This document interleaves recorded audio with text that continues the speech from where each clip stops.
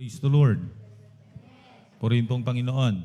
Dako na po tayo sa patuloy na po natin yung ating pag-aaral sa salita ng Panginoon na sa Ephesians chapter 1, verse 15 and 16 pa rin tayo.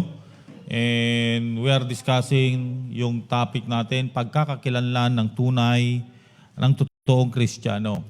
So, na pag-aaralan na natin, paano natin makikilala basing on the book of Ephesians.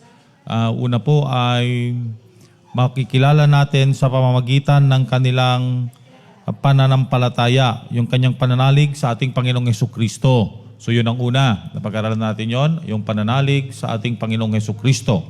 Pangalawa po ay yung pong sa kanyang pag-ibig sa lahat ng mga banal. At dadako na po tayo sa huli, ngayong araw na ito. So nakita natin sa pamagitan ng kanyang pananampalataya kay Jesus, sa kanyang pananalig kay Jesus, sa pamagitan ng kanyang pagmamahal o pag-ibig sa lahat ng banal. And we ought to love one another. So dito sa dalawa, makikita natin yung dalawang commandments, 10 commandments summarized into 2, yung sinabing love the Lord your God with all your heart, with all your strength, and with all your soul. So makikita natin na yun yung tinatawag na vertical love. Purihin pong Panginoon. Our vertical relationship with the Lord. Pangalawa ay yung tinatawag na love thy neighbor as you love yourself. So ang pagmamahal natin ay hindi lamang po sa mga mananampalataya, kundi mananampalataya man o di mananampalataya, banal man o makasalanan, mahirap o mayaman, may pinag-aralan o mangmang. Dapat lahat ng tao ay atin pong ibigin, mahalin. Mahalin natin sila dahil sila po ay mga nilikha ng Diyos. Paano natin paano magpapatunay sa pag-ibig? Yung makadiyos na pag-ibig. Okay. Pag makadiyos na pag-ibig, ito ay nakabase sa ehemplo o sa modelo ng ating Panginoong Hesukristo na ang Diyos ipinakita yung pagmamahal niya sa atin, ibinigay niya yung kanyang buhay para sa atin. Purihin po ang Panginoon. That's why if the other says, yung mga iba sinasabi nila na ang puso daw ng Biblia ay John 3:16. Pero ang puso raw ng Kristyanismo is 1 John 3:16. Na if we love our brother, we ought to give also our life for them. Okay, so makikita natin na ang focus natin ay talagang mahalin natin. Pero mayroon siyang sinabi na ang focus ng ating pagmamahal, lalong-lalo na ay yung pag-ibig sa lahat ng mga banal, mga Kristiyano. Yung mga tinawag, sino ang mga tinawag na banal? Ito po ay yung mga nakipag-isa kay Kristo. Basing sa ating verse, sinabi niya, open your Bible to the book of Ephesians chapter 1, verse 15 and 16. Okay? So, mababasa natin doon na sinabi niya doon na mahalin ang mga banal. Okay? Basahin po natin.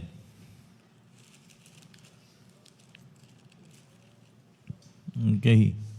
1:15.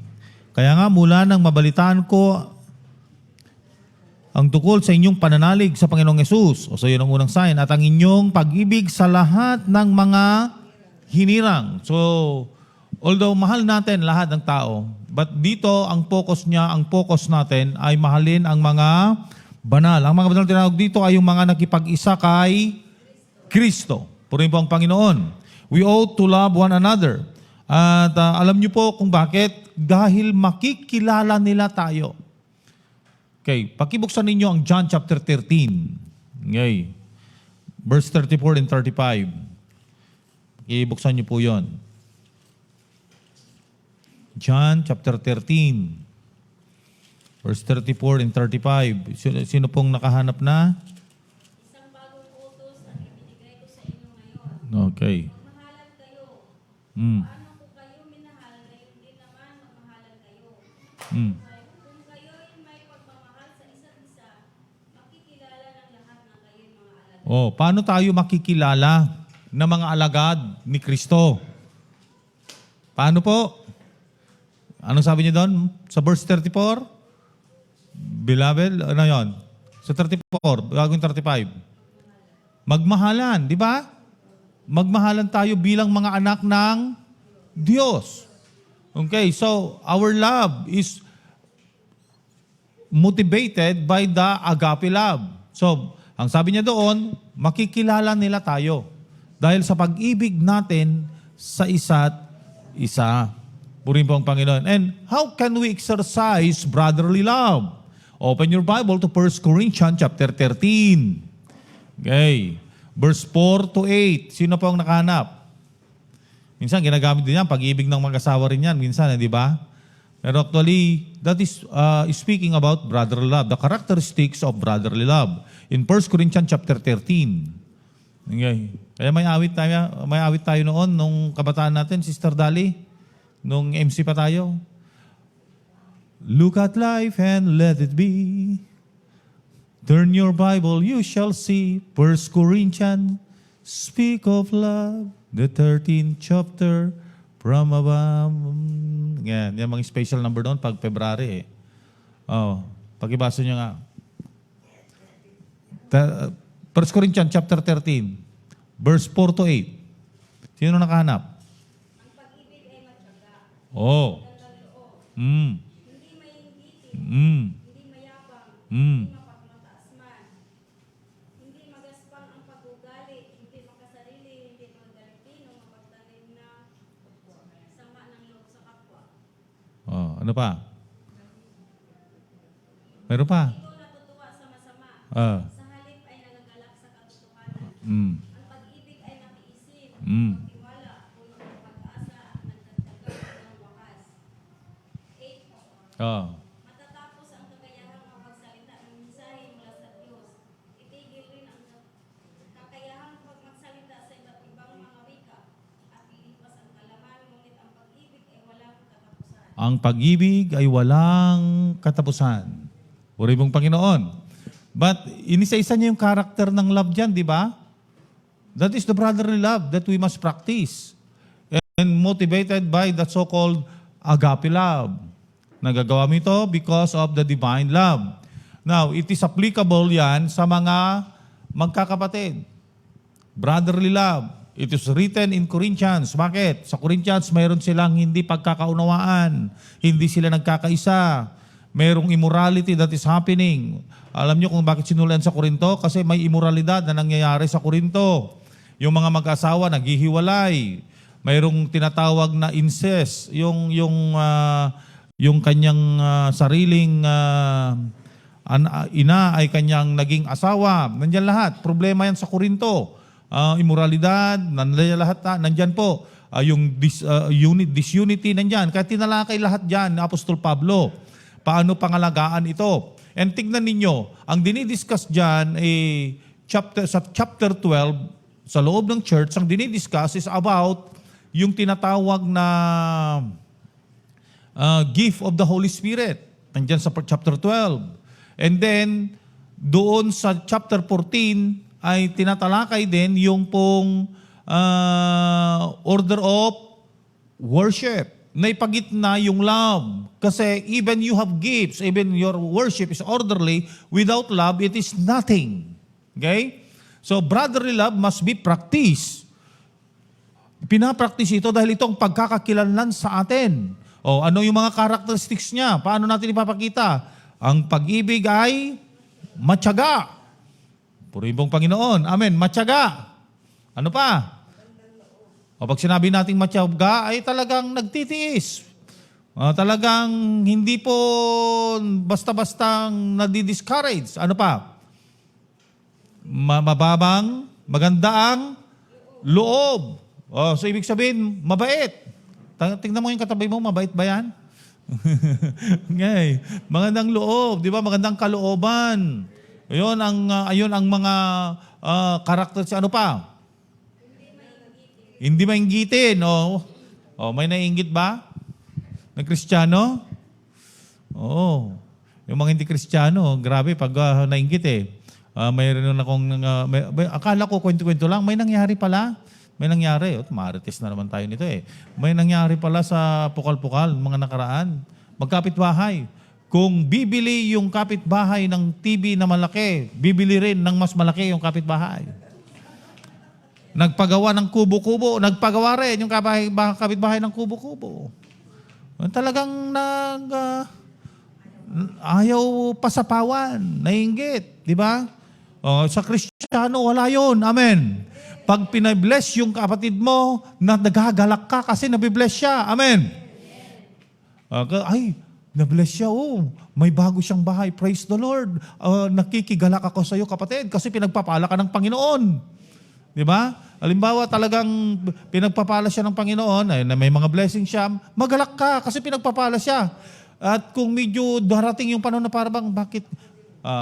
Sabihin mo na lang, Lord, pinagpala mo na siya, ako na rin ang susunod. Amen? Ganun lang yun. Kung minsan kasi, yung inggit, yun ang nakakasira sa relasyon. Di ba? Kaya tingnan ninyo, ang Kristiyano ay hindi nainggit. Hindi mainggitin. Hindi nainggit. Ano pa? Dahil that is love. Hindi makasarili. Hindi makasarili hindi selfish. Ibig sabihin, mapagbigay. Amen? Amen. Haan nga nagbingay kat. Kukuam kwak-kwak. Sa Ilocos, akop pukol. Alam nyo yung akop pukol? Ganon, okay. So, hindi po. Dapat talagang hindi makasarili. Praise the Lord. Sabi mo sa katabi mo, wag ka raw makasarili Pag may blessing ka, share mo naman. Di ba? Share mo yung blessing mo, di ba? Wag mong sarilinin. Alam nyo, pag hindi nyo sinishare yung blessing, alam nyo po ba, ang sabi nila, yung Dead Sea daw ay tinawag na Dead Sea at sobrang alat at walang nabubuhay na kondon kasi puro siya inlet daw. Papasok, wala siyang outlet. Tignan mo ka naman. Sa buhay, sa physical na pamumuhay, kain ka ng kain, wala kalabas. Ano mangyayari sa'yo? Impatyo. Gusto mo ba ng ganon? Di ba? So, the more blessing that you have, you share. And as you're sharing, the more blessing that comes to you. Purihin mo ang Panginoon. Amen? Ang ganon po yun. You share. Lalo na sa mga kapatiran. Next. So, huwag makasarili. Okay. Ano pa? Hindi magagalitin. Yan. Alam nyo, mas maganda yung don't make enemies, but make friends. Amen? Huwag kang magpadami ng kaaway. Mas magandang magpadami ka ng kaibigan. Kaya alisin natin yung pagka magagalitin. O, relate ba kayong mag-asawa? O, kung sa mag-asawa i-apply yan, o, di ba? Matyaga. Magandang loob. Yan. Mabait ka sa asawa mo. Di ba? Mabait tayo sa asawa natin, mga CCMO. Oo, mababait kami sa asawa namin kahit paglabahin kami. Di ba? Yan, kahit paglabahin, paglutuhin. Kami kasi yung mga talagang kami ang nasusunod sa bahay eh. Kami ang nasusunod. Kung ayaw nilang at saka ayaw naming yung ayaw nilang gawin ay ginagawa namin. Kung ayaw nilang magluto, kami ang magluluto. Oo, ngayon. Kung ayaw nilang maglaba, kami ang maglalaba. Ngayon. Kagandahan, kabaitan, purihin mo Panginoon. Ano pa? Sa mag-asawa yun ha? In-apply natin sa hindi makasarili. Ay, magbigayan naman kayo. Huwag namang bigayan. Amen? In the area o sa mag-asawa, may mga advice din. Hindi ko na tatalakayin kasi baka makarintragiti young people. Sa Sunday, susunod, hiwalay na sila. Okay. Pero tingnan ninyo yung mga mag-asawa, dapat nagbibigayan yan. Amen. Ano ba? Sa Kristiyano, apply natin, mag-asawa at Kristiyano. Ano pa? Next. Nagagalak sa katotohanan. Sumali yung prinsipyo ng mundo. Love is blind. Hindi.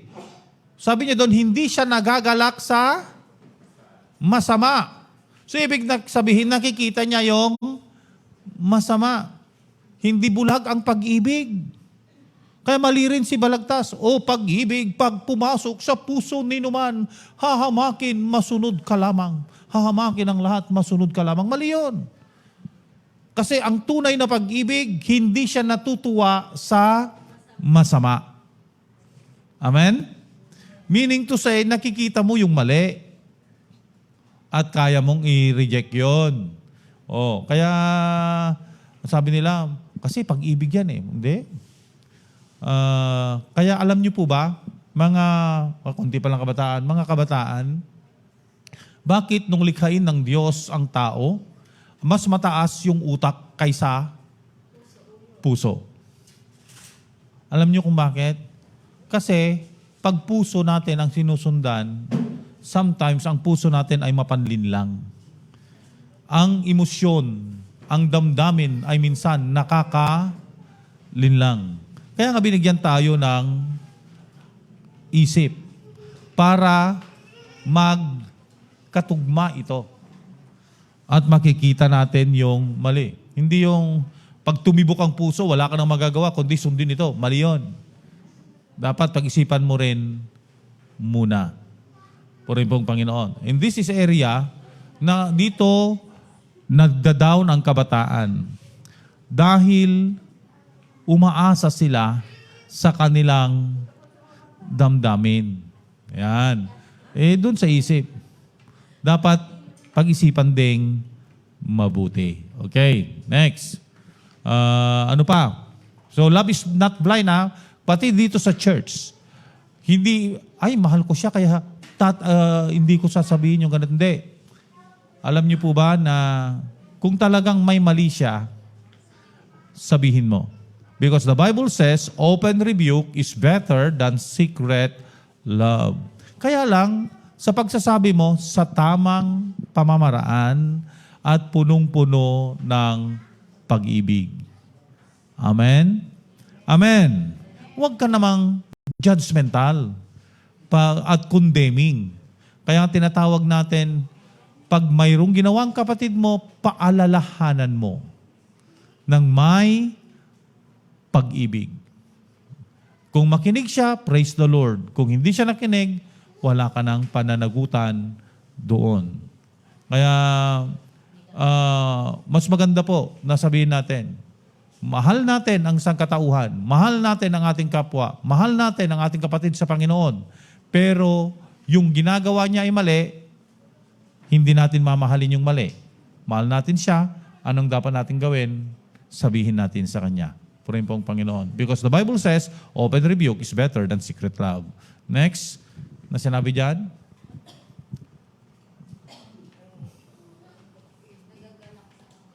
Nagagalak sa katotohanan. Amen? Hindi siya natutuwa sa mali. Marami ngayon na masayang-masaya sila pag mali. Ibang mundo, masaya sila pag may nagkamali. Masaya sila sa mga nagkakamali.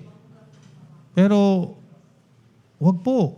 Dapat magalak tayo sa katotohanan. Amen? Kung ang tao, yung mga nasa mundo, ang tinitignan niya lang lagi ay mali. Di ba ang mundo ganon? Hindi nila makita yung mga tama. Ang laging nakikita ay yung mali. At minsan nakakalungkot, even sa Kristyanismo, nakikita minsan yan.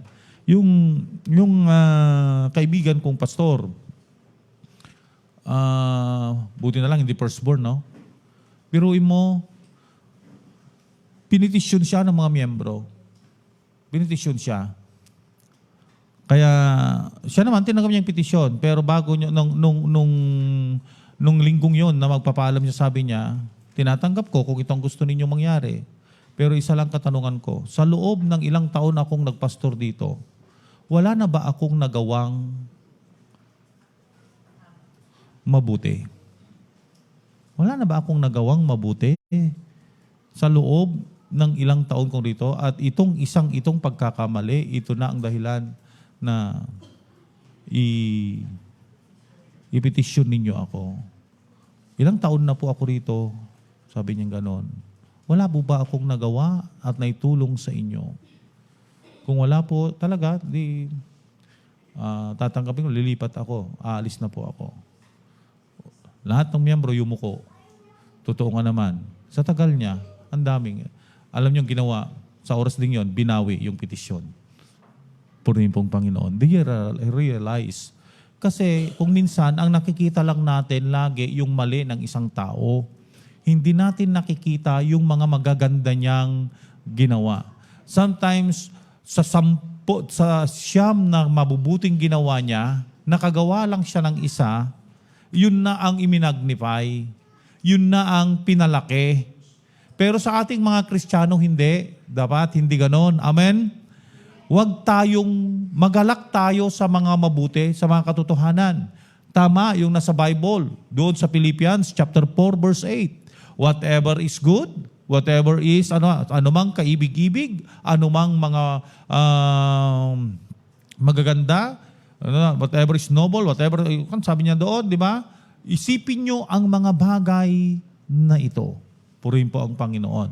Okay. Last, ano pa bang sinabi diyan na karakter? Mapagbata. Mapagbata. Ibig sabihin, pagmamata, matiisin. Amen. Matiisin. Sa buhay natin Kristiyano, there are plenty of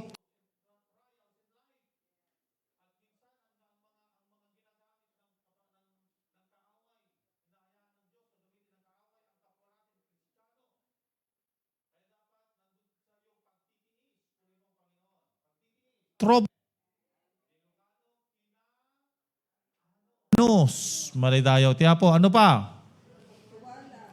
Magtiwala ka naman tayo. Purihin pong Panginoon. Trust.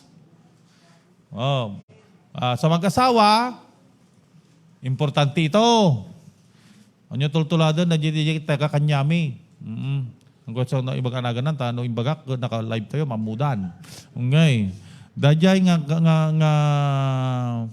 taga kanyami, lalaki lalaki.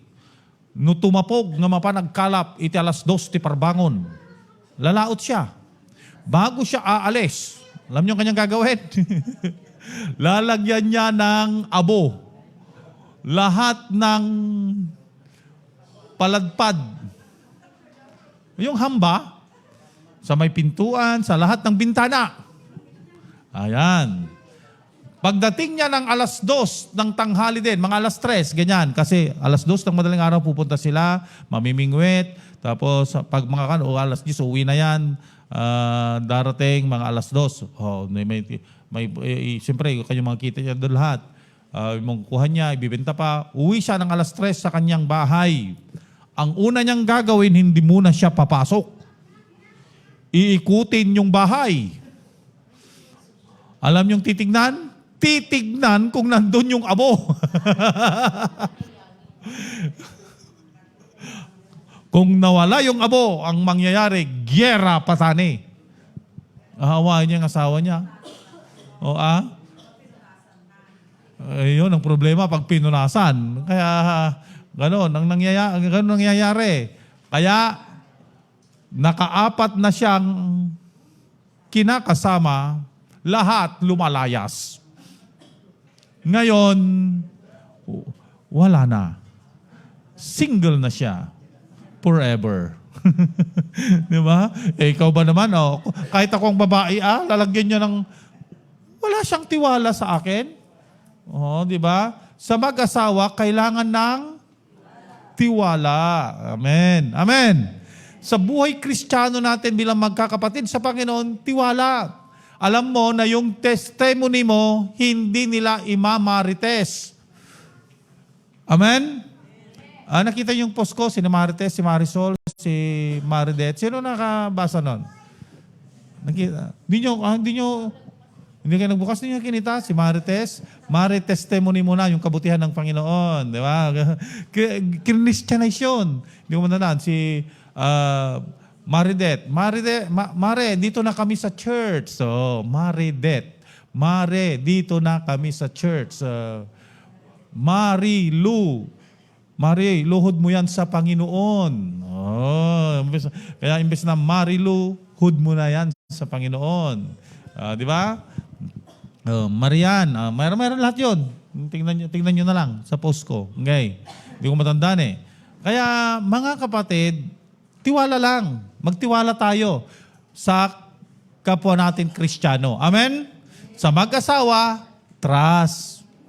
Ang nakita mo lang nga dati katungtungtong ni Mr. Mugot. Sugudo mon. Hindi. Sumangpit kantulaang ganun gagawin. Pagdating niya, yung mga medyas nasa freezer na. Grabe, di ba? Hindi matindi. Yung mga damit na itapon na sa labas. Wag po. Trust. Amen? Magtiwala tayo. Okay. Ano next? Puno ng pag-asa. Ang pag-ibig ay isa sa karakter niya ay punong-puno ng pag-asa dahil ang kanyang pag-asa ay nanggagaling sa Panginoon. Okay. Next. Magtsatsaga hanggang wakas. Martir, hindi naman martira.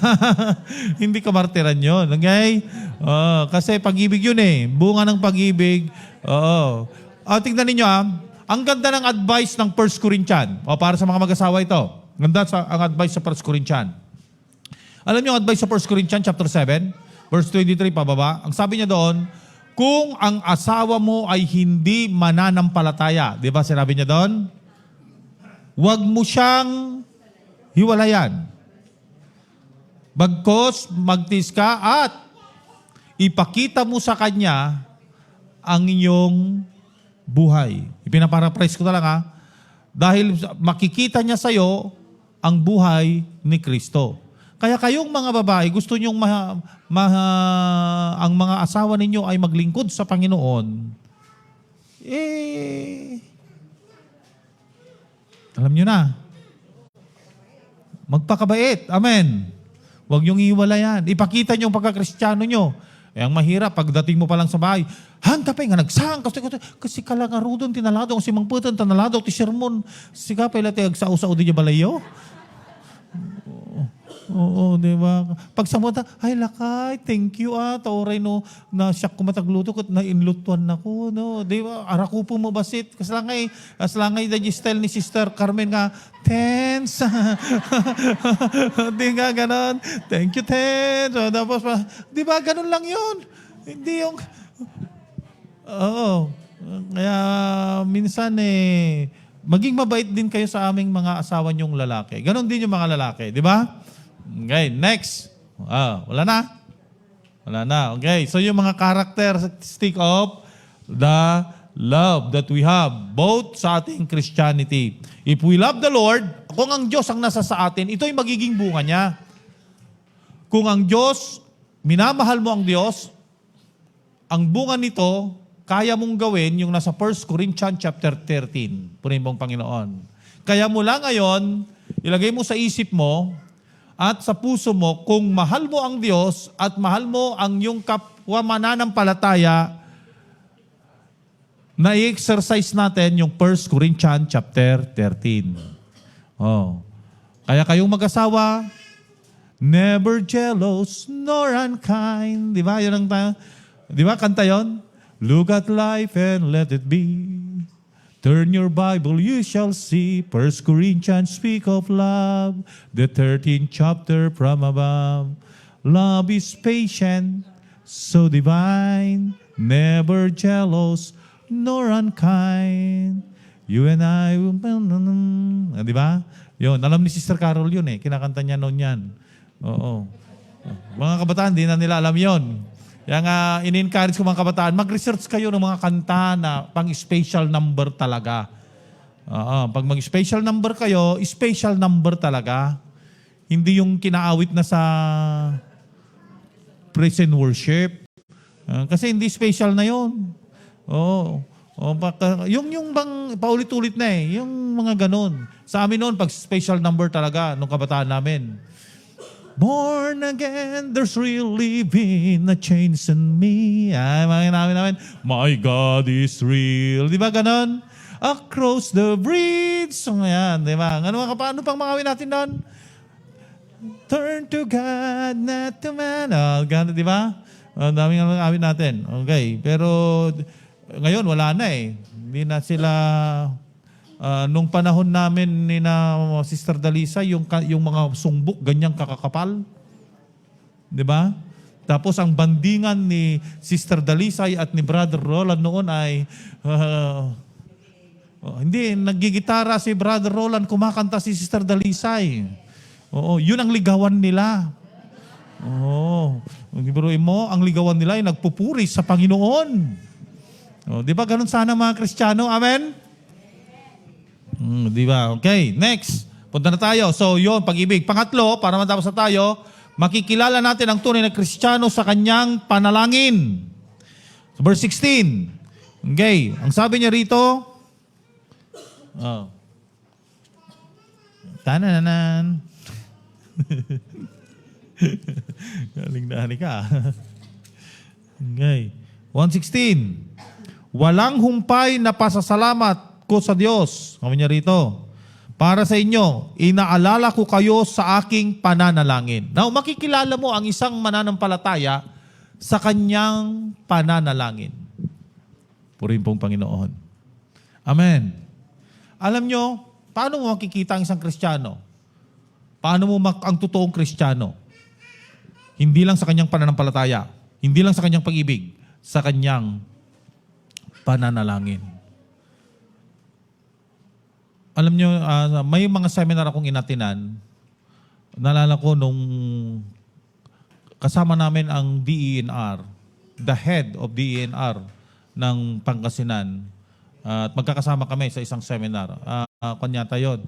Before yung i-award nila ang Hacienda Luisita from stock share na ibabigay ng lupa. Nagkaroon ng tinatawag na forum lahat ng Parcom. Gumawa ng pulisiya para po doon. At kasama po ang Pangasinan, mga by region yun kasama namin ang DNR. Sa isang lamesa nung kainan na, walang prayer doon kanya-kanyang prayer. So bago ko kumain, nag-pray ako. So, tapos dumating din yung head ng DNR na kilamesa sa amin. Nag-pray din siya. Ganun. So dahil nakita niya akong nag-pray din siya. Habang kumakain kami, nagtanungan na kami. So doon na siya pala ay Christian. Okay? Siya pala ay born again Christian. Doon nagkakilala na kami. So kami ng mga nagsisharing. Kasi paano na kami nagkilala? Because of prayer. Nakilala ko siya kasi hindi siya kaagad kumain. Kahit ang sarap na yung pagkain sa harapan. Bago siya kumain, yumuko at nanalangin. So nakilala ko siya dahil sa kanyang panalangin. Purihin pong Panginoon. Amen. At nakilala niya rin ako sa pamagitan ng panalangin. Kasi hindi pastor ang tawagan namin doon eh. PSR. Ayan, Private Sector Representative. Ayan. Itong latest sa Cebu, ang alam lang nila sa akin ay chairman. At habang nasa lamesa kami, nung kainan na, buffet kasi yan, nagganyan ako. Nag-bow down ako at nag-pray. Then, sabi niya, oh, papari ka ba? Pari. Pari ka ba? Ay, hindi po. Pastor ako. Ayan. Pastor ako. At alam nyo, ang galing ng Panginoon. Dalawa lang kami sa kwarto. Ang kasama ko, pare. Hindi. Former na pare. Former. Kaya imbes ng pag-usapan namin ay ang mga tungkol sa mga bagay-bagay tungkol sa agrikultura, tungkol sa mga weather protect kasi yun eh, mga weather, mga climate. Hindi yun ang pag-usapan namin. We focus on discussing about religion. At hanggang alas 11 kami nag-sharing. Hindi Martis yun. Sharing ng Word of God. Kasi hindi naman buhay-buhay namin pinag-usapan namin eh. It is the Word of God. Hanggang, hindi naman kami nagdi-debate. Kung ako naman, pag mahalata kung pupunta na kami sa debate, binabago ko yung topic. Lalo nang punta kami sa idolatry. Kasi sabi niya, sa idolatry, ganito. Nang pumunta kami sa idolatry, nung makita ko talagang dinidepensa niya, at ididepensa ko rin, iniba ko. Diba yung topic? Napunta kami sa pag-aasawa. Ganun lang yun. Be wise, di ba? At sabi niya, alam mo, sa katotohanan, bakit ako lumabas sa pagkapare? Kasi gusto kong mag-asawa. Yun. Kaya dapat ang mga pare, dapat mag-asawa. Sabi niya gano'n. Di doon kami, oo, kasi ganito naman sa Bible. Di magkasundo na kami. And after that, tulog na tayo, bro. Tapos, kinamadaling araw, nagpe-pray ako, nagising na rin siya. Nang nakita niya ako nagpe-pray, tumalikod na rin siya. Hindi, nahikayat pa siyang mag-pray din. Alam mo kung prayer na, kung nag-nobena siya, nag-pray ako. Di ba? So, makikita natin yung makikilala mo siya, even hindi mo alam na Kristiyano siya, makikita mo siya sa kanyang pananalangin. Makikilala mo siya. Now, tignan natin ang panalangin ni Pablo sa mga Kristiyano. Si Pablo, ang pananalangin ng isang Kristiyano ay hindi makasariling panalangin. Marami sa atin ay minsan makasarili yung panalangin natin. Sabi mo sa katabi mo, hindi makasarili ang panalangin ko. Tingnan yung sa 16. Pakibasa nyo, anong ginawa ng Apostol Pablo? Sino ang pinag-pray niya? 16. Wow. Okay, tingnan ninyo Sino ang inaalala niya at pinapasalamatan niya? Okay, nagpapasalamat sa Diyos at sino ang inaalala niya? Ang mga mananampalataya sa Episo. So anong ibig sabihin nun? Kailangang ang panalangin mo ay hindi lamang para sa iyong sarili. Ipanalangin mo rin yung kapatid mo sa Panginoon. Amen. Tanong, are you praying for me? Uy, ang galing. Alam ng Panginoon yan. Okay. Oh. Kasi si Pablo, ano ang pinagpapasalamat niya? Alam niyo po, sinong nagpasalamat sa inyo na ang Panginoon ay kumilos sa buhay ni Brother Danny? Nagpasalamat ba kayo sa Panginoon? Thank you, Lord. Kumilos ka sa buhay niya at kasama natin siya. Siyempre, Sister Arlene, no? Nagpasalamat talaga siya, siyempre naman. Pero alam niyo, sabi nila, ang mga in-interview ko itong mga babaeng ito kasi si Sister Mildred, nang dumating, kasama niya yung asawa niya, kinikilig, sayo-sayo niya. Tinanong ko naman itong mga kababaihan nung Women's Fellowship nila, kung ang asawa nila ay dumalo sa gawain. Ay, sabi nila, ang mangyayari talagang, sabi ng isa, magpapakain daw siya. Oo, grabe, no? Ano pa yung iba? Magpapakain pa siya. Ito si Sister Charing, magkakatay daw ng kambing. Oo, yung isa naman, ililibre niya ang lahat ng kababaihan. Bakit kababaihan lang? Dapat kami ring mga lalaki. Di ba? So, natutuwa tayo. Si Apostol Pablo, sabi niya, ako'y nagagalak at nagpapasalamat. Sinong pinapasalamatan niya sa Panginoon? Kung naalala niya ang mga mananampalataya, nagpapasalamat siya sa Panginoon kasi kumilos siya sa kanilang buhay. Bilang mga Kristiyano, pasalamatan natin ang Panginoon kasama natin yung katabi natin ngayon. Amen. Kasi kasama mo siya ngayon puri mong Panginoon, pasalamatan mo siya. Dahil ang kapatid mong yan, ang kumilos sa kanyang buhay ay ang Panginoon. Kaya salamat Panginoon, kumilos sa buhay ni brother na ganito, kasama natin ko siya ngayon. Pasalamatan, di ba nasabi niya doon, nagpapasalamat ako. And this is also a lesson for us pastors. Alam niyo po, ang talagang puso ng isang pastor, pag nakita niya po yung isang mananampalataya na talagang doon ay nananalangin siya, ipinapanalangin niya yon. Kaya nga sabi ng nung seminar ko po, na yung kanyang miyembro ay 1,500 members. At ang mga miyembrong ito ay puro pasaway. Nakasara kayo. Pag pastorang, mapanay nga pasaway nga miyembro. Buti rito, hindi pasaway. Puri mong Panginoon. Sabi mo sa kanila, buti hindi ka pasaway.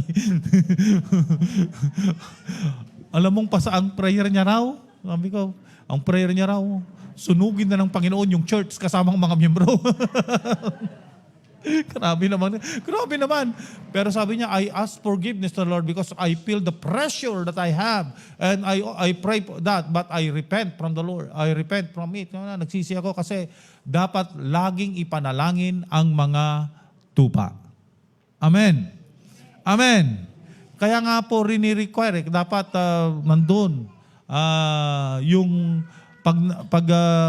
pag linggo, tinitignan ko po yung mga upuan ninyo kung sinong bakante.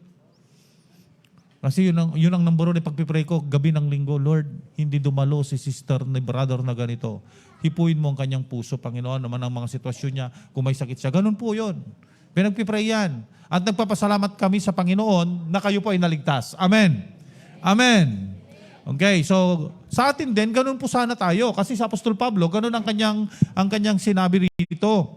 Nagpapasalamat ako sa Panginoon, sabi niya rito, sa verse 16, walang humpay kong pasalamat ko sa Diyos para sa inyo. Okay. Inaalala ko kayo sa aking panalangin. Purihin pong Panginoon. Ay, malagi tanay, takabsat mo, takaabay mo, maday daho ti Apo. Amen. Alam nyo, ang sabi nila, nyaki din ti dagiti Koreano kano, hanga kano, tarapadasak. Ang nagpaot dang agkararag. Kanya lang ikararag, nagaduti ikararag. Ang daming dapat ipanalangin, di po ba? Kung yung sarili mo lang ipapanalangin mo, maikli lang. Oo, maikli lang. Pero, pagkasama na lahat, isa-isahin mo. Kano nga, devotion kami, nung malpasak nagkararag ka, nakita ka naduma ka ni Rom Jobid ka nakaturugan. Kasi, pag nag-devotion kami sa bahay, magpipray ako, uunahin kong ipagpipray si Precious. Noon, Precious lang. Ngayon, mayroon pang Jasib. O, di ba? Papanalangin ko sila. O, then, susunod, si David. O, hindi si Agape muna kasi nandun sila eh. Si David muna, pagpipray ko si David. Sa devotion namin. Susunod, sa Agape. O, di medyo matagal na. Marami kang prayer. Lalo na, may nag-propose na. At the Father is willing na. Di ba? O, the Father is willing. O, di, pagpipray mo na yon. Tapos, susunod si Jonathan, na sana Lord, wag muna siyang mag-aasawa. Diba ganon? Sana saka na lang siya kasal 2030 or 2035. Oh, mas maganda pa siguro 2040. O ano yun. Okay, di, ganun yun. Di ba? Pag-pray mo na ganon. Then, susunod na si Inyang. O si Jerome Jobed. At huling kong ipagpipray, my wife. O, di ba? So, yun. And then, sa devotion namin, lahat na ng mga pagpipray din.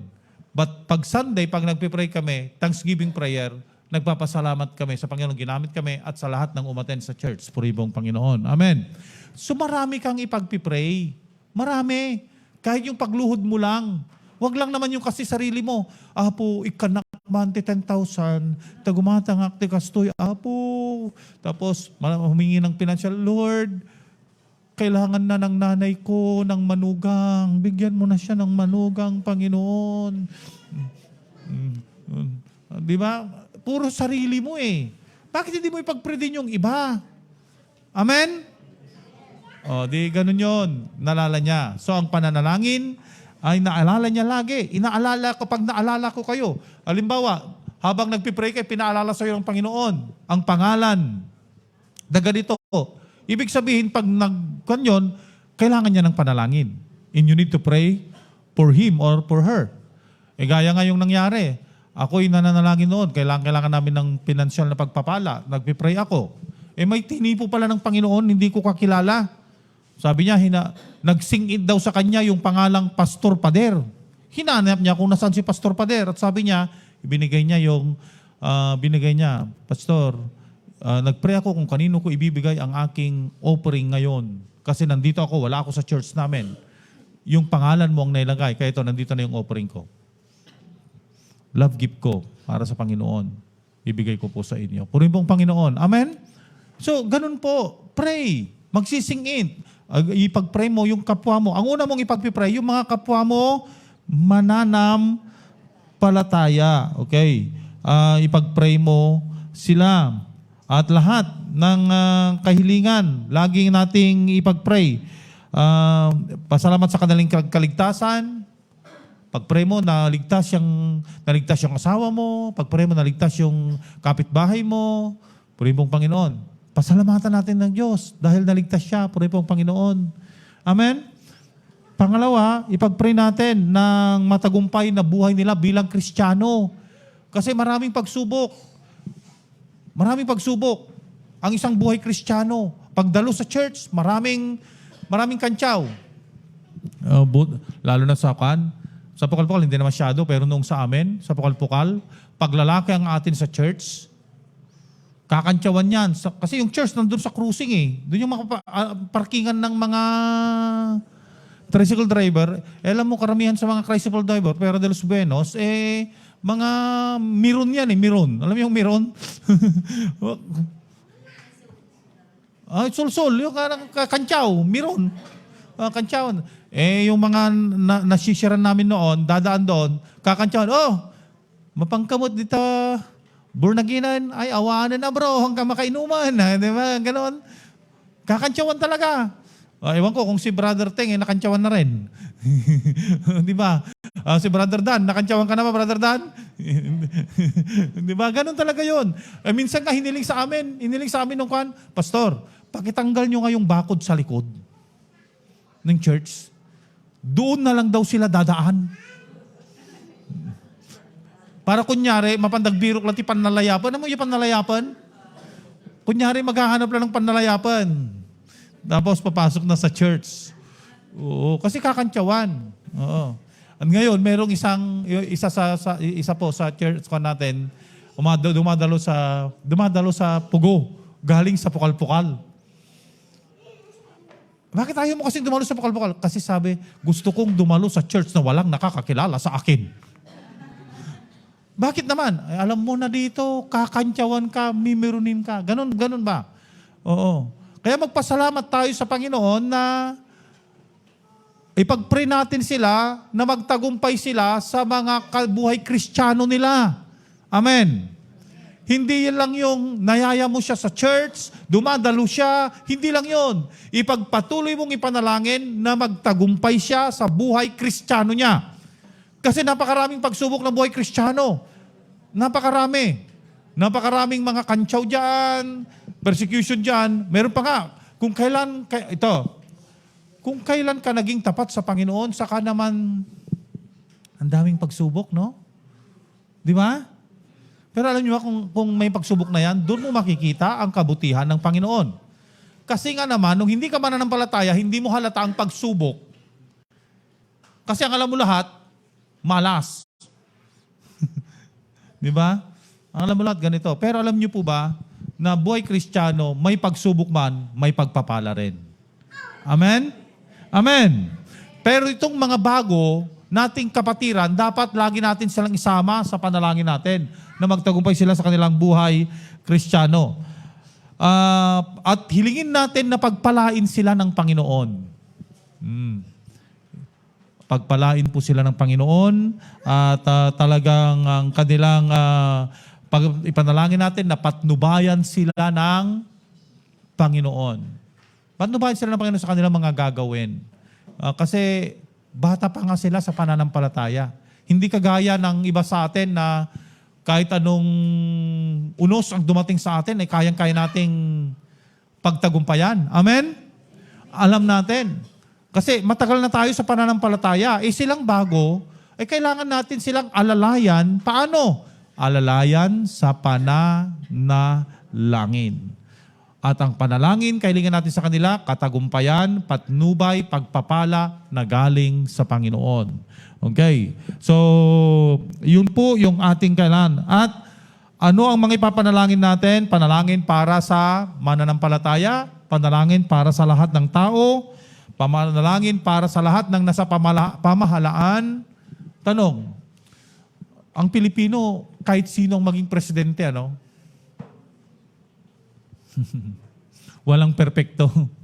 Kahit sinong maging pangulo, ito ang sakit ng Pilipino talaga. Inaatake ang mga nasa liderato. Nakakalungkot, pati religious sector nakikialam. Ang dapat nating gawin bilang isang iglesia, imbes na tuligsain ang mga nasa paglilingkod sa pamahalaan, bakit hindi natin sila ipanalangin? Amen? Amen. Bakit din natin sila ipinapanalangin ng Panginoon ng may bagay bang mahirap sa Diyos? Hindi ba kayang baguhin ng Panginoon ang mga taong yan? Ang Diyos ba natin ay hindi mahimalang Diyos? Tignan nyo nga yung taga Ninive. Nanalangin sa Panginoon. Tignan nyo po ang nangyari kay Pedro. Kahit na imposible siyang makalaya, nakalaya siya, nananalangin ang buong iglesia. So imbes na ganito po, na mag-rally tayo doon, ibagsak. Bakit hindi na lang tayo sa church na manalangin ng Panginoon ang kumilos at magbigay sa kanila ng wisdom? Amen. Ganun lang po yun. Ipanalangin ang mga nasa may kapangyarihan. Tayong Pilipino kasi masyadong mapolitika Di ba? Masyadong mapolitika. Kaya pati magkakamag-anak, nag-aaway-away. Malapit na naman ang eleksyon. Sa October. Baka agriringgor kay manan. Kakabsat. Imbes ng agriringgor tayo, kararag tayo kay di, tayo kabil ni Apo Diyos, siya paggiso. Amen? Eh, kuno ti kayat ng agkapitan ka ni Sister Arlene, di. Libre ti Yakult. Hindi ganon. Ganon lang yun eh. Pag-pray natin sila. Sino man ang manalo, pag-pray natin. Hindi porket hindi mo katropa eh. Hindi, ganon. Pag-pray natin. Alam nyo, sabi nga nila, ang eleksyon ay isang araw lang, tapos na lahat. Okay. Alam nyo ba ang mainit talaga? Hindi naman sila eh. Tayo na sumusuporta. Eh, imbes na tuligsahin natin sila, ipag-pray natin sila. Kaya nga po, kaming mga pastor ngayon, meron kaming samahan na books. Yung books? Bless our cups. I-bless mo yung mga pulis. Kasi minsan, ang natin nakikita ay yung kanilang mga mali. Eh, sa lahat naman ng organisasyon, may bulok, di ba? Eh, kahit dito sa ating church, hindi lahat ng nandito ngayon ay konsentrasyon niya ay sa Panginoon. Baka yung katabi mo, ibang iniisip. Di ba? Di po ba? Hindi lahat. Ibig sabihin, mayroon at mayroon. Mayroon at mayroon. Kaya nga po sa mga polis, mayroon din. May mga scalawags din. Pero hindi lahat naman ay scalawags. May mga mababait din. Amen? At yung mga mababait na i-bless natin sila, ipag-pray natin sila. That's why may programa ang kapulisan na ang mga pastor ay pumupunta. Okay. Pag-pray natin sila. Prayer is the best. Pag-pray natin ang mga nasa kapangyarihan. I-bless natin sila instead na tuligsain natin sila. Ganun lang yun. Puro yung mga, nuni kastoy kumatinag ko. Kung kunate pala, awang garon, alpas garo dun. Siya na nga eh. Di pag-pray mo na. Ipag-pray mo na. Oo, pag-pray mo na. Yung na lang pong gawin natin. Wala na tayong magagawa. Pag-pray na natin ng Panginoon ang kumilos. Lahat ng tao, lahat ng mga mananampalataya, panalangin natin. So, dami na nating prayer. No si kapila tagkararag, umuna na, di pa nagdayo mo kiniapo Diyos, nakatidugan. You will worship the Lord. Tapos, hihingi ka pa ng tawad. Eh, ang listahan mo ng kasalanan mo, ini-enumerate mo lahat. Kasi confession, di ba? Ano bang confession? Hindi mo na, Apo, pakawanan na kadagati basbasol ko. At niya, nagiging basol. Isa-isahin mo yon. Apo, pakawanan na. Tatay, luktak di tawak, nakitak na dyan, nakautang kanyak. Inlunod ko. May tiklob ko ma. I-confess mo. Sa Panginoon, patawarin mo ako kasi nagtanim ako ng sama ng loob. Panginoon, patawarin mo ako kasi nakapagsalita ako ng masama. Amin nun. Samon, Panginoon, patawarin mo ako kasi nandaya ako. Lahat na. Kasi isa-isahin mo yun, confess. Kaya nga confession eh. Napadasan nyo tinagkumpisaran? Hindi pade? Oo. Idilimentary yung first confession ko, ang first communion ko. Hangko kaya timaati, iti dadya kabalbalubal ko. Yung kasama ko sa top 5, ma'am, ayokong matalo. Nauna siya. Di ba, Mendoza, pader. Manungay, tingin kumpisar mo nga basol mo. Dimbaga natin kasi, masapol ka, ado kanyak. Ang alam ko noon, pag mas marami kang ika-confess, mas mataas ang grades mo. Bata nga eh. Di ba? Di ba inuulit mo, sinasabi mo, niya basol mo. Kasto iti basol ko. Nagtakawak ti tali. Basit lang dayta. Yung tuna kalding. Nagtakawak ti tali. Basit lang dayta. Anak kong, ay basit lang, Father. Unang yung tudyo tali, kada kalding na. Okay. Di ba? So, minsan, magkumpisar tayo. Let us confess. Panginoon, patawarin mo ako. Kasi nung makita ko si sister na ganito, nag-isip ako ng marumi sa kanya. Di ba? Pwedeng gano'n. I-confess mo. Confession nga yun eh. Kaya, di nagatindog kararagmon. Nagdayo ka kinayapo Diyos. Nagyaman ka. Nagkumpisar ka. Tapos, agdawat kan. Agdawat ka. Nagaduman ng tidawatam. Di ba? Ang dami na namang hihingin. O, di mahaba na. Tapos, ipagpipray mo pa yung kapitbahay mo. Ipagpipray mo pa yung kaibigan mo. Ipagpipray mo pa yung ka-church mo. O, di talagang mahabang prayer. Amen? Amen. Kaya ganon. Ang mga, Apo, ikararag ko amin nga matatindar di church.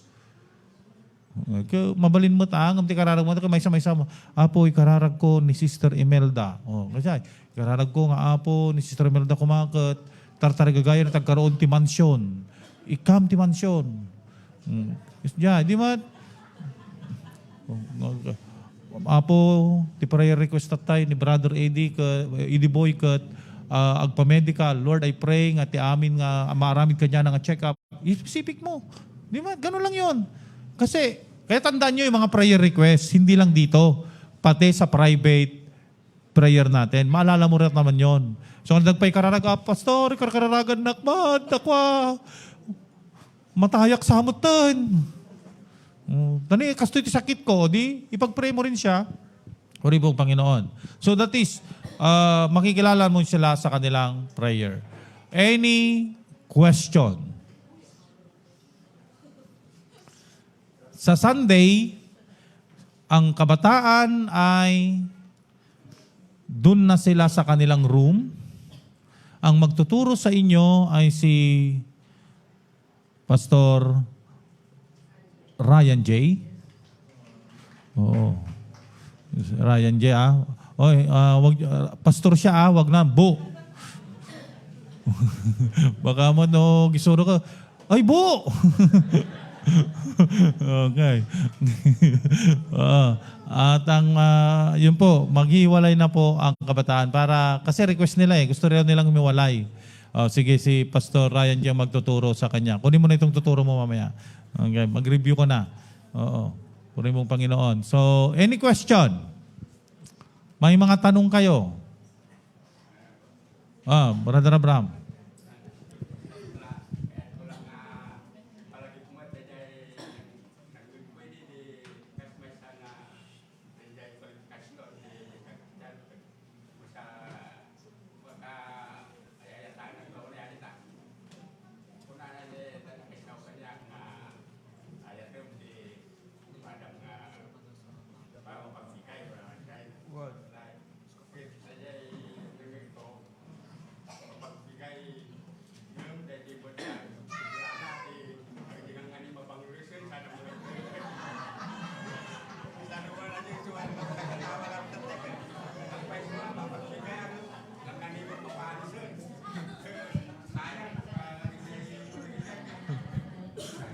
Di mapagbigay lang tama ang masayang.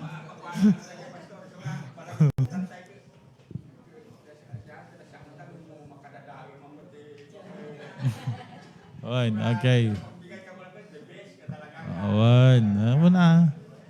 Wala. Numangtad ka mo tanakot, Jebes. Iso ko na minsan, kastoy. Yung mga may sasakyan, di madalag katok-katok ti lugan, sarming. Minsan, nagkuka kami. Nagkatok. Apay, akong bariyam ta. Apay nga tanga, tinaji, mindset tayon. No, agpalpalama, timitad mo kat barya. 5 piso, di ba? Oo. Apay na, nga, tibirukom ka barya. Kanawan ka talaga, dikam ti papel. Di ba? No talaga tumulong ka matlaangan. So nga, nagbalik ka ninyo mindset ng kanya ti Pilipino nga na pag magbibigay ka ng alms ay yung tira-tira lamang. But pag magbigay ka na, ibigay mo na yung best. Amen? Lalo na pag ang bibigyan mo ay mananampalataya.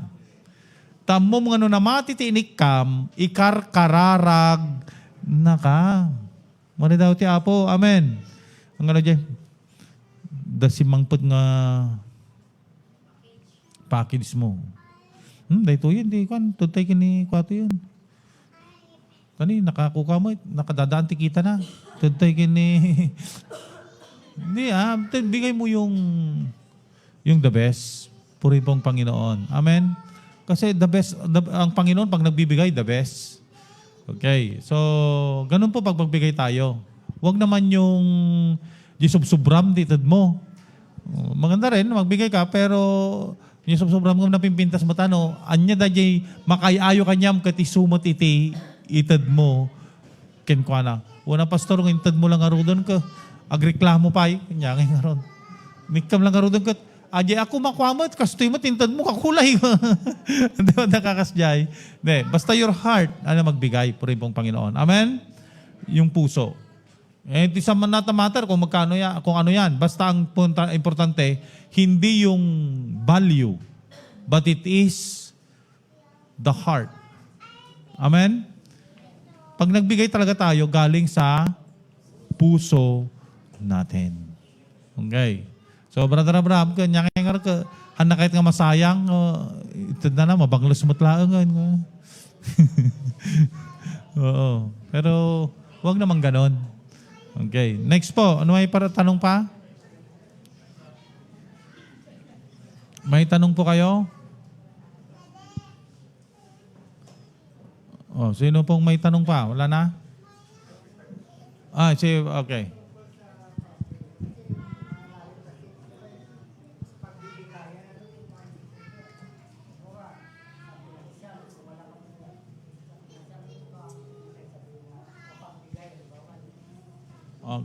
Oh, pag sinabi natin pagbibigay, hindi lang naman pinansyal, di ba? Hindi man lamang pinansyal. Ang pagpapala, hindi lang naman pinansyal. Even you give your time. You are, halimbawa may problema siya, nandiyan ka, na umaantabay sa kanya. Di ba pagbibigay ng oras yun? Di ba? Pagbibigay ng inyong wisdom, mga advices. Pag sinabi nating mapagbigay o pagbibigay, lahat ng aspeto yon. Hindi lamang po sa pinansyal na bagay. Kahit yung nandun lang na sinasamahan ka niya, kahit wala siyang maibigay, yung nandun lang siya na tumatapik sa'yo. Hindi po ba pagbibigay yon? Pagbibigay pa rin yon. Amen? Amen. Kasi wag tayong nakatuon sa pinansyal lamang at material na bagay. Yung panahon na nandun ka, sa panahon ng kanyang kagalakan, nandun ka, nakikikain, pagbibigay yon. Yung panahon ng kanyang kalungkutan, ng kanyang problema, nandun ka na umaantabay, pagbibigay yon. Purihin pong Panginoon. Amen? You are giving your value, your time, you are giving your, yung nakikisimpatya ka, nandun yung pagbibigay pa rin yon. So lahat yon pagbibigay po. Okay. Siyempre yung mahal or kaibigan mo or mahal mo sa buhay, nakita mo hindi maganda yung ginagawa niya, ay inaalalahanan mo na siya minsan. Then nakita mo na naman siya na gano'n na naman, kailangan pa po ba na paulit-ulit na sasabihin mo siya? Okay. Pag sinabihan mo na, hindi pa siya talaga, sabihan mo, ulit, wala pa talaga. Sabi nga, panalangin mo na lang. Sumbong mo na lang sa Panginoon. Kasi talagang kahit na anong sabi mo na, wala. Nagawa mo na kasi yung part mo eh. Ang importante, nagawa mo yung part mo. Okay? Ano pa po?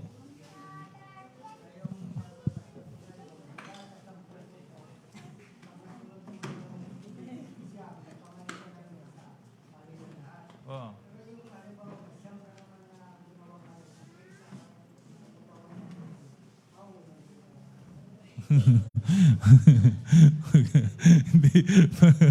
hindi kanyon, di ba? Sa Old Testament, kailangang magawa mo lahat. Di ba? Kailangan magawa mo lahat. At kung hindi mo nagawa lahat, isang nagawa mo, parang baliwala na yung lahat. Siyam na ngayon nagawa mo, isa lang ang hindi mo nagawa, baliwala na. Paano pag isa lang ang nagawa mo at hindi mo nagawa yung siyam, di mas grabe na yon. Di ba? Pero sa Old Testament yon. Sa New Testament, kaya nga, kinuha niya na sinamarize niya na sa dalawa. Kung mahal mo love the Lord your God with all your heart, sa Ten Commandments yun yun ang, ano bang apat na commandment? Thou shalt love the Lord your God. Ano ba yan? I am the Lord your God. Thou shalt have no other God before me. Thou shalt not make any graven image. Yun ang number 2 sa Bible. Thou shalt not make any graven image. Number 3, thou shalt not use the name of the Lord in vain. Number 4, thou shalt keep the Sabbath day holy. Oh. Kung mahal, paano po na-summarize ito sa Old New Testament? Love the Lord your God with all your heart, with all your mind, and with all your soul. Kung mahal mo ang Diyos, mayroon ka pa bang mamahaling iba? Di ba? Mayroon ka pa bang Diyos-Diyosan? Kung mahal mo ang Diyos, gagawan mo ba ng larawan na hindi niya pinapagawa? Na wag kang gagawa, susuwayin mo siya? Okay? Pangatlo, gagawin mo bang biro yung kanyang pangalan kung mahal mo siya? At hindi mo siya ba laging katatagpuin? Kaya nga thou shalt keep the Sabbath day holy. If you love the Lord, gagawin mo, hindi mo i-violate ito. Diba? If you love naman if you love your neighbor as you love yourself, igagalang mo ang mga magulang mo. Huwag kang papatay. Huwag kang mangangalunya. Huwag kang magnanakaw. Ano pa? Huwag kang sasaksi ng false witness against your neighbor. Thou shalt not covet thy neighbor's wife or adultery. So, nandun na lahat, di ba? So, mahal mo kasi ang kapwa mo na gaya ng pagmamahal mo sa sarili, kaya hindi mo siya sasaktan. Kung mahal mo ba yung sarili, sasaktan mo ba? Hindi. So, ganun po yun. Kaya sinamarize niya na hindi na in-specify pa na ganun. Okay. So, may tanong ka kung wala na? Last. Okay.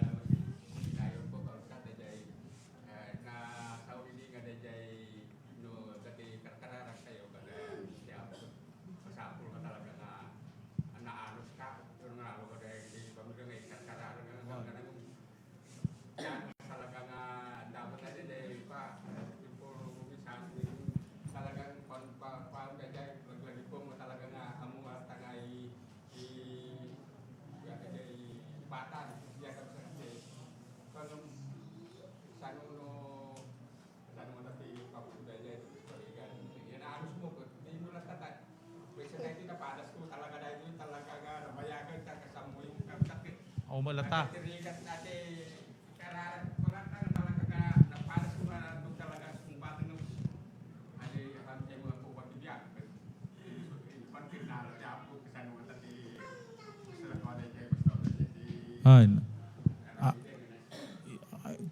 Ikarkararag mo lata ayan anos o nga ano anos nga rod.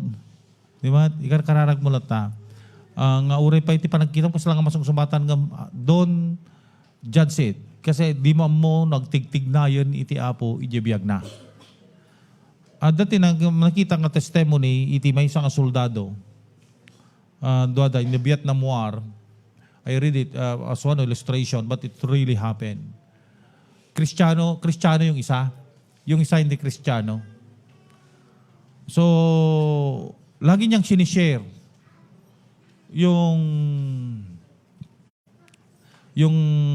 salita ng Panginoon doon. Pero hindi siya pinapansin. Tinatawanan lang siya. Pero magkabady sila kasi sa sundalo may tinatawag na body. Kabady niya doon sa operation. At minsan sila po ay nagpatrol, boat patrol in the river of Vietnam. Nasabugan sila pinasabugan sila ng grenade launcher. At to cut the long story short, siya mismo, yung kasama, yung nagpipreach mismo sa kanya, ang talagang seryosong natamaan ng shrapnel. Pero yung na-shrapnel na yon, until his last breath, isa lang ang sinasabi niya, for to me to live is Christ and to die is gain. For to me to live is Christ. Yun ang sinasambit niya. Hanggang sa ibigay niya kanyang huling hininga. And because of that, pero pinapanalangin na to, itong namatay, lagi siyang ipinagpipray niya talaga yon. Pinipritsan niya, pinagpipray niya. Alam niyo po, na born again yung kabady niya. At yung kabady niya mismo ang nag-preach during the funeral. Hindi natin alam kasi ang kilos ng Panginoon. Amen? Na para bang sa paningin natin, kuminsan parang natatapagod na tayo sa pagpipray, parang hindi nasasagot. Pero alam naman natin na ang Diyos ay tumutugon sa tamang panahon. Hindi naman kagad-agad na nag-pray ka, ganito, hindi po. Hindi po. Aganos tayo. Kat ijay nga kitaan tayo. Inkararag mo, katamong nga pagayatan ni Apo Diyos, alam mong kagustuhan ng Panginoon, it will be answered. Especially salvation, pinagpipray mo na maligtas, yung tao, hindi mo alam. Hindi man dumalo rito sa church, sa huling hininga, hibla ng kanyang hininga, nakapagsisi siya. Dahil naalala niya yung mga sinasabi mo sa kanya. Kaya, wag niyo, pag nag-preach kayo, para bang walang kwan, nagpahayag kayo, para bang walang bunga, ganito, wag kayong panghinaan ng loob. Kasi totoo yung sabi ng Bible, na ang kanyang salita ay hindi babalik sa kanya na walang gagawin sa buhay ng tao. Okay. At alam niyo po, naranasan ko yan eh. Alam niyo po ba na bago ako ikasal, ang nag-ayos sa akin ay kwan,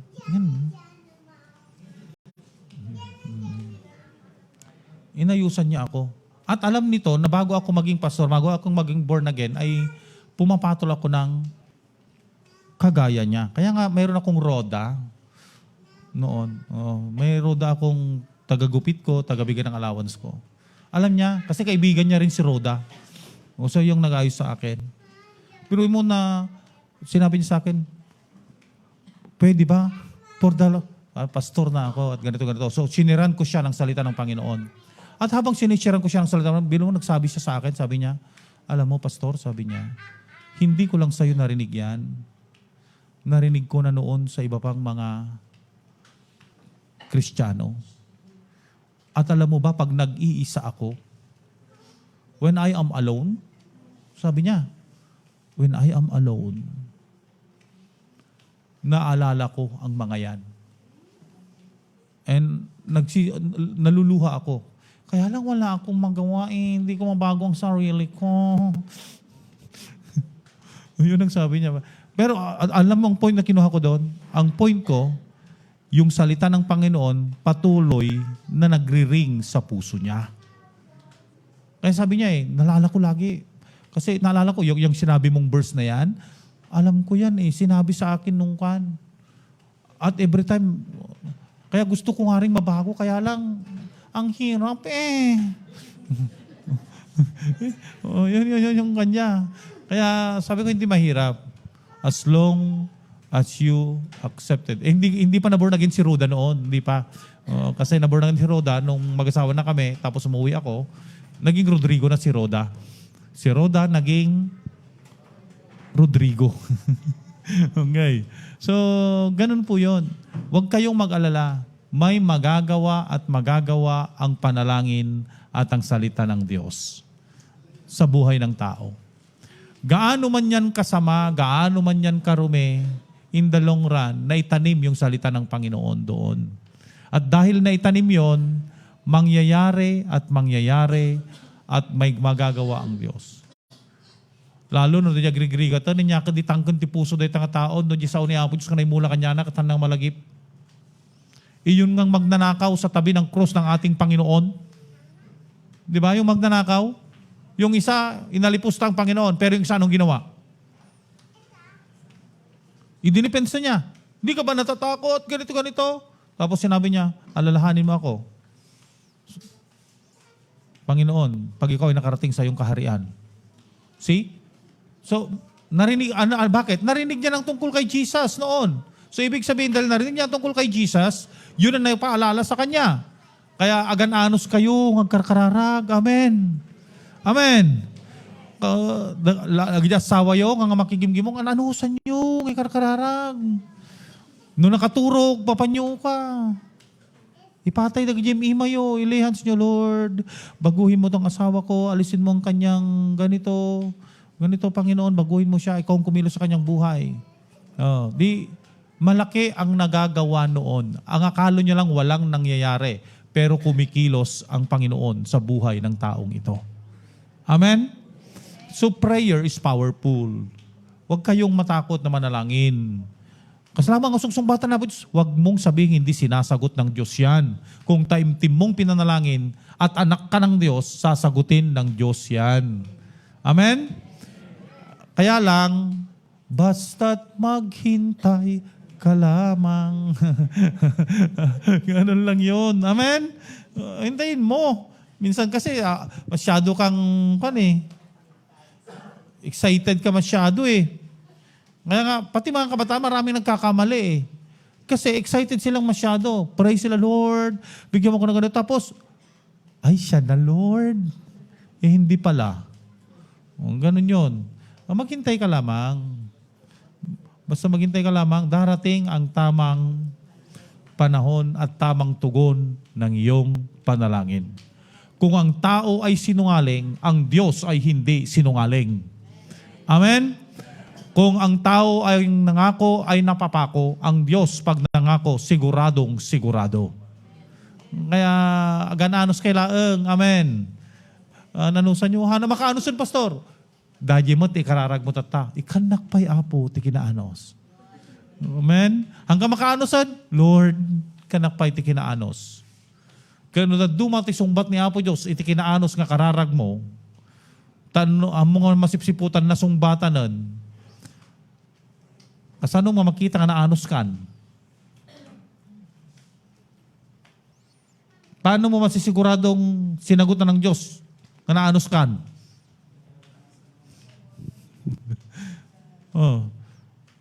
Di ba? Paano? Hindi nyo na malala yung sample ko noon? Ang karkararagag nga apo, kanakti kwa, hana ka nala ka nga agpungtot. Nasagot na. Da nagpila. Ang gininagaw kami, kung napuputan, naliti ba na? Pak! Dahil kayo tisong batan. Hindi ko nalata. Anong ibig sabihin? Ganito, humingi ka ng Tagalog ng kinaanos. Basta yan. Pagtitiis, paano mo makukuha na may pagtitiis ka? Hindi maraming darating na matites yung pagtitiis mo. Ganon. Halimbawa ganito, paano mo malalaman ng Diyos ay manggagamot? Magkakasakit ka, di ba? I-allow niya magkasakit ka, and that is the answer. Minsan kasi hindi natin nahahalata, nandun din yung kasagutan, di ba sumbatan ni Apo Diyos? Sinagot niya na nga eh. Hindi mo lang na-prove. Kaya ganon. Di ba? Ano mo, Apo, karkararag ko nila kay ko, kastoy ko ma. Hindi karkararag mo, lalo bang kimaro. Di ba mo dahil tisungbat na. Ikanak mantiano sa Apo, tila kay ko, takastoy to gali na. Kimaro mo, makita mo dahil anos na. Anos mo. Amen. Amen. Ganon yun. Minsan, sometimes we did not, kami, sige da, gamsaan mo, dahil inot, maridayaw, iti, Apo.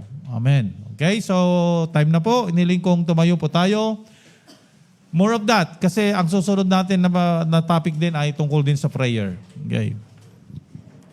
Hallelujah.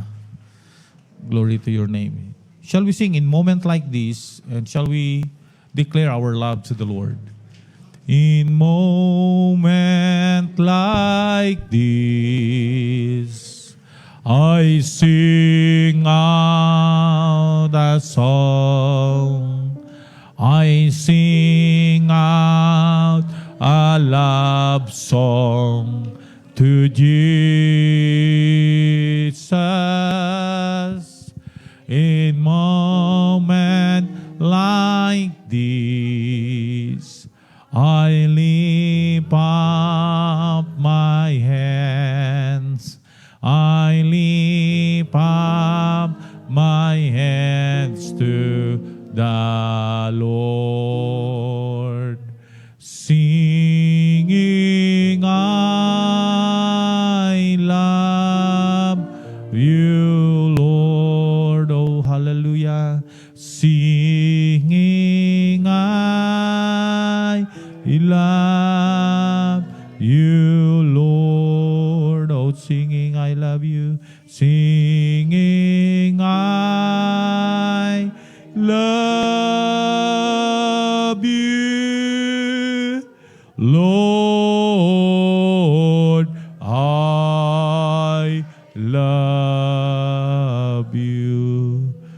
Lord, we love you very much. Mahal na mahal ka namin, Panginoon. Kaya nga po, ang aming pananalig sa inyo ay patuloy na, Panginoon, lumalalim. Dahil nananalig kami na ikaw lamang ang makapagliligtas sa amin. Ikaw lamang ang, Panginoon, may hawak ng aming mga buhay at magbibigay sa amin ng kasiguruhan, Panginoon, na makakarating sa iyong kaharian. Ang pananalig namin sa inyo, Panginoong Jesucristo. Salamat po dahil iniligay mo sa puso namin ang pagmamahal. Panginoon, tulungan niyo kami na mahalin ang lahat ng tao, lalong-lalo na po ang mga kapatiran. Dahil mahal ka namin, Lord, mahal din namin ang aming mga kapwa mananampalataya. Tulungan niyo kami na i-exercise ang 1 Corinthians chapter 13, verse 4 to 8, Panginoon. Dahil kung kami lamang hindi po namin kaya, kailangan namin ang iyong pag-ibig na siyang magtutulak sa amin. Panginoon, salamat din po. Tulungan niyo kami na laging manalangin, laging makipag-usap sa inyo, laging, Panginoon, humiling sa inyo, at laging pasalamatan ka sa lahat ng bagay, sa lahat ng pagkakataon, at pasalamatan ka, O Diyos, sa mga buhay ng aming mga kapatiran, ang mga buhay, Panginoon, ng mga dating hindi mananampalataya, ngayon sumasampalataya na sa inyo. Kami po'y magpapasalamat at tulungan niyo kami na magkaroon ng pusong mag-intercede, manalangin para sa kapwa namin mananampalataya. Salamat po, Panginoon. We worship you. We give you all the glory and honor. Tulungan niyo kaming makilala sa pamamagitan ng aming pananampalataya, ng aming pag-ibig, at ng aming pananalangin. Thank you very much. We give you all the glory, the honor, and the praises. In Jesus' name, amen and amen.